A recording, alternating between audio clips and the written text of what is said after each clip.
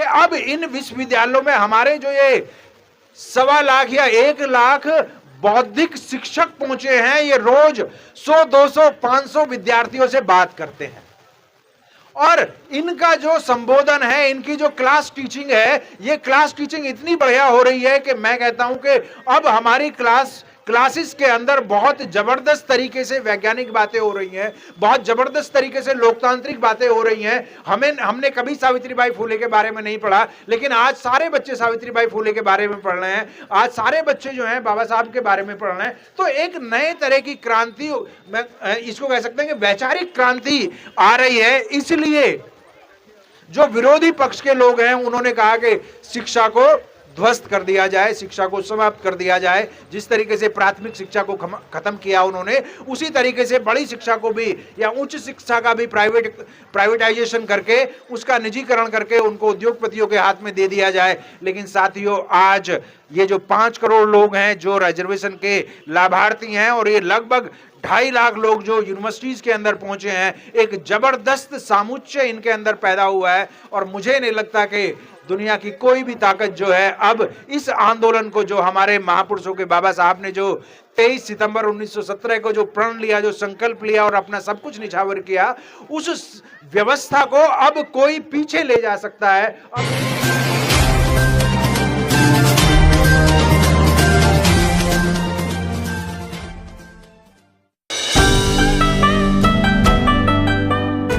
संविधान हम जानते हैं कि बहुत महत्वपूर्ण चीज है, क्योंकि अभी भाई शशि बाबा साहब की बात कर रहे थे, तो बाबा साहब की छोटी सी बात से मैं अपने वक्तव्य को शुरू करूंगा। बाबा साहब जब स्कूल में जाते थे तो एक शिक्षक उनसे अक्सर, और ये हम सब लोगों से जो भी स्कूल में गए हैं, ऐसा व्यवहार हुआ होगा, ऐसे वाकये जरूर हुए होंगे। बाबा साहब से भी एक उनका शिक्षक कई बार ये पूछता था कि वे पढ़ के क्या करोगे। तो बाबा साहब ये जिक्र करते हैं कि उस समय पे, क्योंकि 4वीं 5वीं में थे वो, उस समय पे मैं कोई जवाब उस शिक्षक को नहीं दे पाता था। लेकिन जब 25 नवंबर 1949 को संविधान बन के तैयार हो गया और संविधान को स्वीकार कर लिया गया, 26 जनवरी 1949 को 50 को संविधान को लागू कर दिया गया। उस समय बाबा साहब ने ये बात कही कि भाई पता नहीं वो शिक्षक हैं या नहीं है या कहाँ पे हैं। उस समय पे मैं ये उनको जवाब नहीं दे पाया था कि मैं पढ़ के क्या करूंगा। आज उनके लिए और उनके जैसे दूसरे शिक्षकों के लिए, उनके लिए और उनके जैसे दूसरे द्रोणाचार्य शिक्षकों के लिए मेरा जवाब है कि हम पढ़ के क्या करेंगे। हमने आज भारत का संविधान बनाया है। ये बाबा साहब की महानता है कि वो वहां तक पहुंचे। लेकिन उस संविधान ने हमारे लिए क्या किया? मैं जब सबसे पहले यहां पे आके बैठा और मेरे दिमाग में जो बात आई, वो ये आई कि इस संविधान को लागू करने के बाद जो हमारी गलियां हुआ करती थी, जो छोटी सी नेड़ी सी तिरछी माड़ी गलियां हुआ करती थी, जिन छोटे मोटे छप्परों के घरों में हम रहा करते थे, और भाई जय किशन इस बात को कह रहे थे जब अपने वक्तव्य में बहुत तेजी के साथ कि हम लोग बड़ा मुश्किल से अभी जय भीम बोल पाते हैं, दूसरे साथियों के लिए उस तरह का हम संबोधन का इस्तेमाल कई बार नहीं कर पाते हैं। लेकिन इस संविधान ने हमें यह बताया कि उन छोटी मोटी गलियों से आज इस शहर के चौराहे पे आके हम बहुत तेजी के साथ जय भीम और जय संविधान बोल रहे हैं। ये हमारे लिए बहुत बड़ी उपलब्धि है। क्यों? क्योंकि हमें जिन गलियों में सीमित कर दिया गया था, जिन छोटी मोटी जिन पतली गलियों तक सीमित कर दिया गया था, आज हम उन शहरों में आके अपनी बात को बहुत शिद्दत के साथ, बहुत हिम्मत के साथ, बहुत ईमानदारी के साथ अपनी बात को रख पा रहे हैं। ये संविधान का ही कमाल है। आप चाहें तो इसको संविधान का जादू कह सकते हैं। ये अपने आप में कोई छोटी मोटी बात नहीं है। इसका खासतौर पे जब भारत की जाति व्यवस्था के संदर्भ में हम इस बात के महत्व को समझें तो लगेगा कि ये किसी सामाजिक क्रांति से कम नहीं है, जहां अपनी बात तो छोड़िए, जहां अपने विचारों को तो छोड़िए, हम अपनी पहचान को छुपाने के लिए विवश थे, उस परिस्थिति को खत्म करके हम आज चौराहों तक पहुंच गए हैं। और सिर्फ चौराहों तक पहुंचे नहीं हैं, बल्कि ललकार रहे हैं। यहां पे पूरी तरीके से जो बाबा साहब ने कहा, जिस बात को कहा, साथी जिक्र भी कर रहे हैं कि जो पढ़ेगा वो दहाड़ेगा। ये बात सही है कि हम में से बहुत सारे लोग नहीं दहाड़ पा रहे हैं, बहुत सारे लोग अपनी बात को उस तरीके से नहीं कह पा रहे हैं, लेकिन इतना निराश होने की जरूरत नहीं है। इतना निराश होने की जरूरत नहीं है। क्यों? क्योंकि बहुत बड़े स्तर पे साथी इस बात को कह पा रहे हैं। बहुत सारे साथी हमारे ना सिर्फ दहाड़ रहे हैं, बल्कि इतना दहाड़ रहे हैं कि उनकी कानों में बहुत बड़े ड्रम बज रहे हैं, बहुत गगनभेदी नारे उनको सुनाई दे रहे हैं। और उसी का प्रताप है, उसी के प्रकाश में आप देख रहे हैं कि आज भले ही हमें उस तरह का माहौल दिखाया जा रहा हो, मैं कह रहा हूं कि ये माहौल दिखाया जा रहा है, कई बार बताया जा रहा है। हमारे एक दो युवा साथियों ने यहां पे भी इस तरह की बातें की, लेकिन यकीन माने कि आज भारत में कहीं पे भी कोई ऐसा शहर, कोई ऐसा ऑफिस, कोई ऐसी गली, कोई ऐसा मोहल्ला नहीं है जहां बाबा साहब का विचार ना पहुंच गया हो। कोई ऐसा आप कह सकते हैं जगह नहीं है। लेकिन इसका जो व्यापक प्रभाव हुआ है, वो प्रभाव इस रूप में आप देख सकते हैं कि भारत में कहीं पे भी, किसी भी संस्था में आज ऐसा नहीं है जिनको आप कह रहे थे कि भाई पानी नहीं पीने दिया जा रहा था, रास्तों पे नहीं चलने दिया जा रहा था, वो लगभग भारत के हर ऑफिस में पहुंच चुका है। भारत की हर ऐसी पोजीशन को उसने प्राप्त कर लिया है कि जिसके बारे में सोचना थोड़ा सा मुश्किल था आपसे 40, 50 या 60 साल पहले, लेकिन आज लगभग हर जगह पे आप पहुंचे हुए हैं। इसलिए इतना निराशाजनक हमें जो है दृष्टिकोण नहीं रखना चाहिए। खासतौर पे हमारे जो बुजुर्ग यहाँ पे बैठे हुए हैं, वो जरूर इस बात की ताकीद करेंगे कि जो परिस्थितियां आपसे 60-70 साल पहले थी और जो परिस्थितियां आज हैं, उसमें जमीन आसमान का फर्क है। जमीन आसमान से कम का फर्क नहीं है। इसलिए हमें बार बार जब ये बताया जा रहा है, बार बार ये समझाने का प्रयास किया जा रहा है कि सब कुछ खत्म हो रहा है, सब कुछ खत्म हो रहा है, सब कुछ खत्म हो रहा है, ऐसा नहीं है। आज हमारे जो रहने का स्तर है, हमारा जो पहनने का स्तर है, हमारे जो घर की स्थिति है, हमारी जो शिक्षा की स्थिति है, हमारी जो आर्थिक स्थिति है, वो काफी सुधरी है। हमें सकारात्मक पहलू पे ज्यादा ध्यान देना चाहिए। बात ये नहीं है कि अभी उन्नति की जरूरत नहीं है, अभी विकास की जरूरत नहीं है और हम लगभग सब कुछ प्राप्त कर चुके, नहीं, बात ये नहीं है। अभी बहुत कुछ हमें प्राप्त करना बाकी है, लेकिन जो प्राप्त किया जा चुका है उसको हमें लॉन्चिंग पैड की तरह इस्तेमाल करना चाहिए। उसको एक स्ट्रेटेजिक रिसोर्स के रूप में इस्तेमाल किया जाना चाहिए, तभी चीजें आगे बढ़ सकती हैं। मैं एक खास उदाहरण के द्वारा अपनी बात को आगे बढ़ाऊंगा या खत्म करूंगा। हम सब जानते हैं कि यहाँ पे जितने भी लोग बैठे हैं या समाज ने जितनी भी प्रगति की है, वो सारी की सारी प्रगति एक कारण से हो पाई है और उसका सबसे बड़ा कारण है हमारी शिक्षा। हम लोगों ने शिक्षा पे ध्यान दिया और जिन लोगों ने शिक्षा पे ध्यान दिया, उन लोगों ने सरकारी सेवाओं में आके या और अपने छोटे मोटे धंधे करके, मुख्य रूप से सरकारी सेवाओं में आके अपने परिवार की, अपनी स्थिति को सुधारा। और आज देश के अंदर लगभग 1 करोड़ तो सिर्फ शेड्यूल कास्ट परिवार ऐसे हैं जो बहुत बढ़िया से जीवन जी रहे हैं।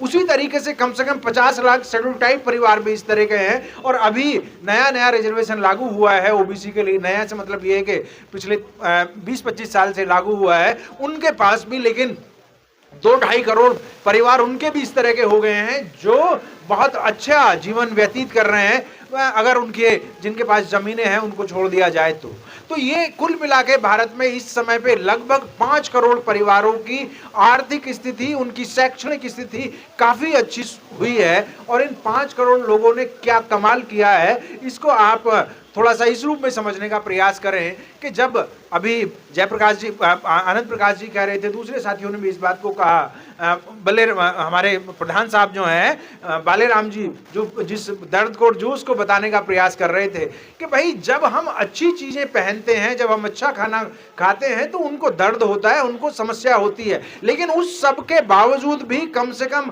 आज 5 करोड़ परिवार जो हैं वो बहुत अच्छा जीवन व्यतीत कर रहे हैं। इसका मैं समझता हूं कि मूल कारण है, वो कारण ये है कि हम शिक्षा अच्छी प्राप्त कर पाए और उस शिक्षा के द्वारा कहीं ना कहीं, जैसी भी हमने शिक्षा ली थी, उस शिक्षा के द्वारा हम लोगों ने अपने आप को सरकारी सेवाओं में लगाया और उसके बाद से अपने परिवार को संभालने का प्रयास कर रहे हैं। परिवार के साथ साथ समाज को भी, और क्योंकि ये थोड़ा सा एक मिसनोमर है, बार बार इस तरह की बातें कई जगह आती हैं कि जो आंदोलन हमारा चल रहा है इस समय पे पूरे देश के अंदर, जो बहुजन आंदोलन चल रहा है, उस बहुजन आंदोलन को चलाने में इन 5 करोड़ परिवारों में से ही, इन 5 करोड़ लोगों में से ही कुछ लोग जो हैं इस आंदोलन को भी आगे चलाने का प्रयास कर रहे हैं। तो जो भी आंदोलन है, चाहे वो बहुत मजबूती से उस तरीके से नहीं चल पा रहा है, लेकिन उसके बावजूद भी आंदोलन की जिम्मेदारी भी इन शिक्षित लोगों के ऊपर ही है। आंदोलन की जिम्मेदारी भी इन उन्हीं लोगों के ऊपर है जिनकी आर्थिक स्थिति थोड़ी सी सुधर गई है। और इसमें आप कह सकते हैं गवर्नमेंट एम्प्लॉइज जो हैं वो भी एक अच्छी खासी भूमिका इसके अंदर निभा रहे हैं।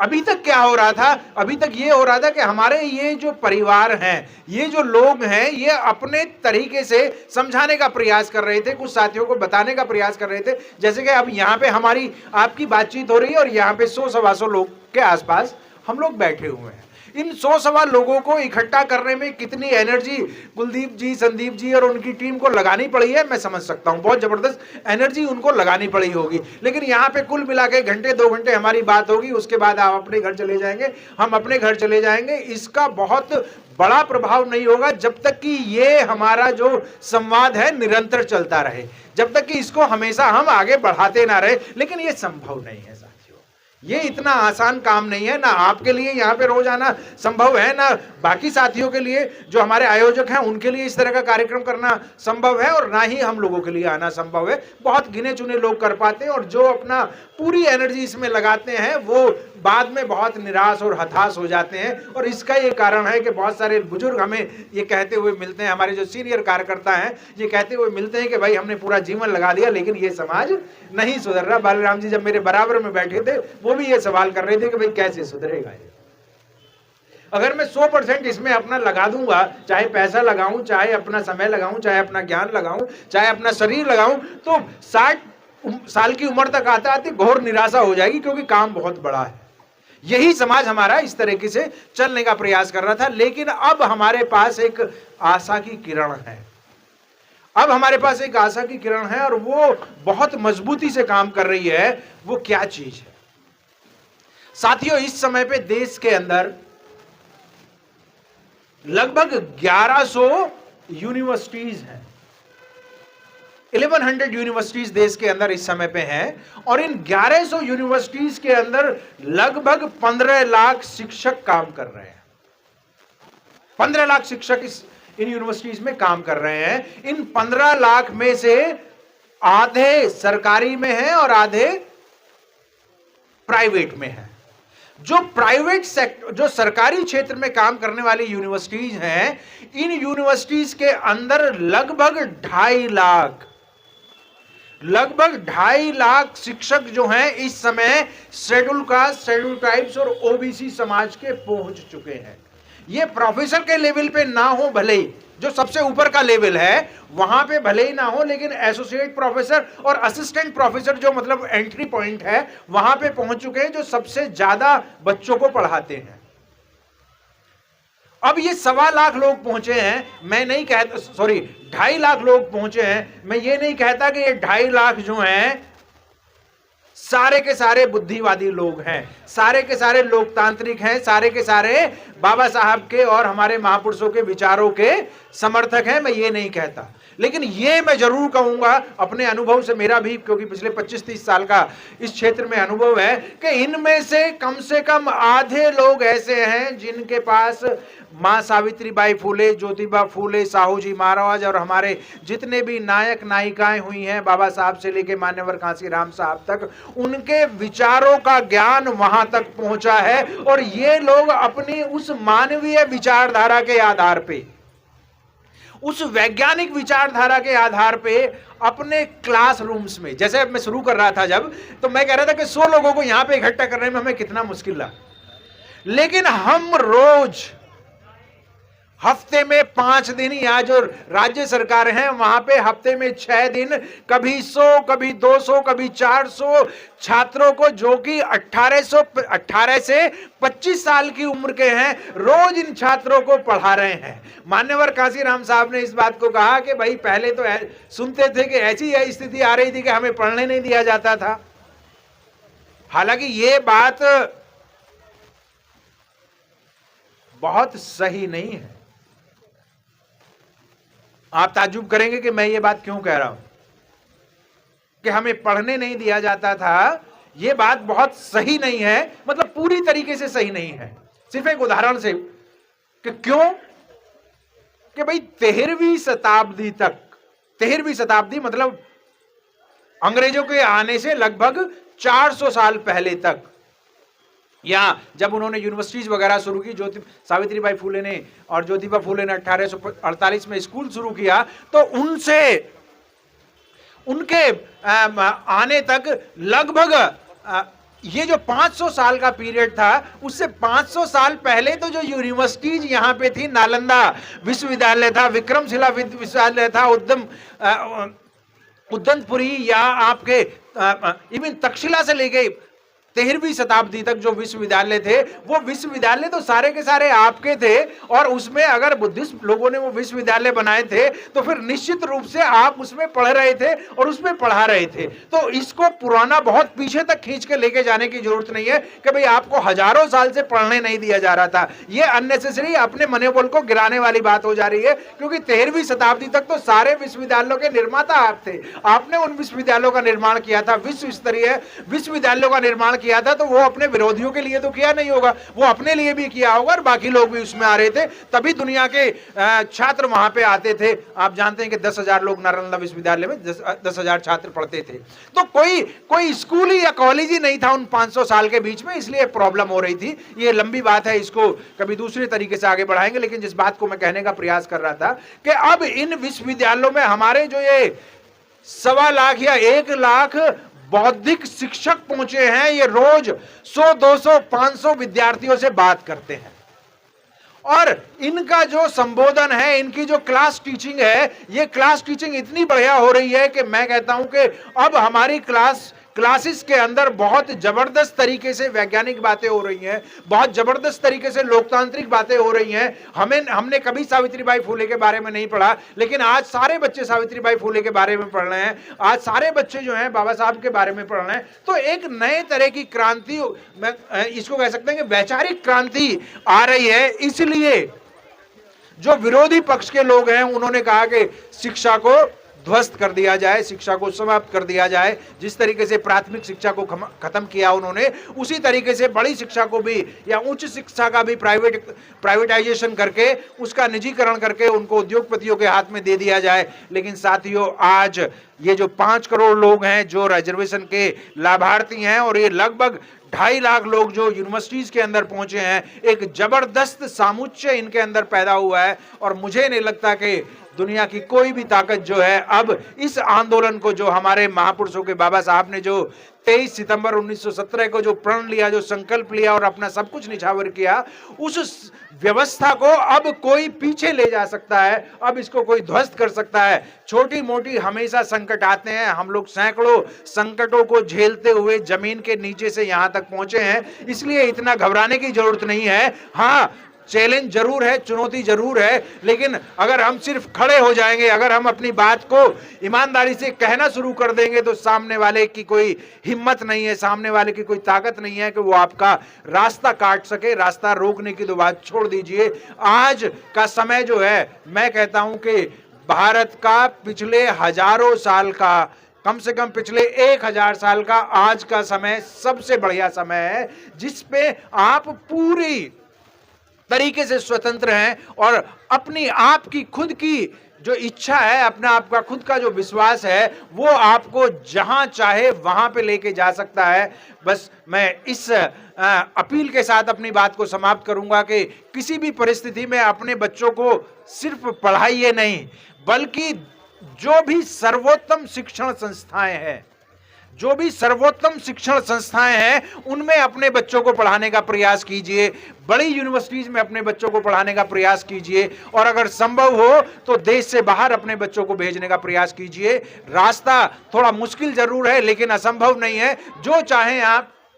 जो चाहें आप उस तरीके से चीजों को प्राप्त किया जा सकता है। शिक्षा का दामन छोड़ने की जरूरत नहीं है, बाकी चीजें अपने आप आती जाएंगी। बाबा साहब ने कहा था कि 3 चीजों का अभाव है, शिक्षा का, हथियारों का और संपत्ति का, और हमारे हाथ में जो है शिक्षा सबसे महत्वपूर्ण है। बाकी 2 चीजें बाद में देखी जाएंगी, वो बाद में आती हैं। इन शब्दों के साथ ही मैं अपनी बात को समाप्त करता हूं। जय भीम, नमो बुद्धाय। धन्यवाद।